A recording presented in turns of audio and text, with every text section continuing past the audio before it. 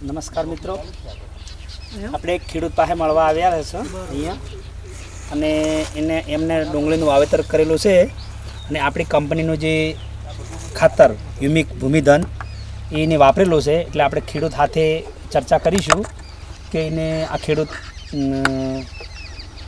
ખાતર વિશે કેવું સારું લાગ્યું છે. સાહેબ, તમારું નામ? ભરતજી. આખું નામ? ભરતજી શ્રવણજી માઢવાતર. ગામ? મડાના. તાલુકો? પાલનપુર. જિલ્લો? બનાસકાંઠા.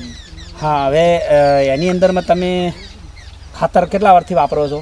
બીજું કોઈ ખાતર વાપરો? બીજું તો ઘણું વાપરતા, પણ આ 2 વર્ષથી વાપરીએ. બરાબર. ગઈ સાલથી વાપરીએ. તમને આની અંદરમાં આ યુમિક વાપરવાથી કેટલું રિઝલ્ટ કોઈ? અમને રિઝલ્ટ સારું મળે છે. બરાબર.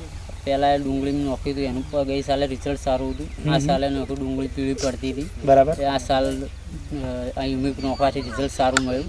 લીલી ડુંગળી હવે થઈ ગઈ. બરાબર. એમાં રિઝલ્ટ સારું રહેશે. બરાબર. અને આ નોખ્યા પછી તમને તો આમ સંતોષ કે રિઝલ્ટ સારું મળ્યું છે? બરાબર. સારું. તો એની પછી કોઈ ખેડૂતોને ભલામણ કરવા માગો ખરા એમ? હા, માગો ને.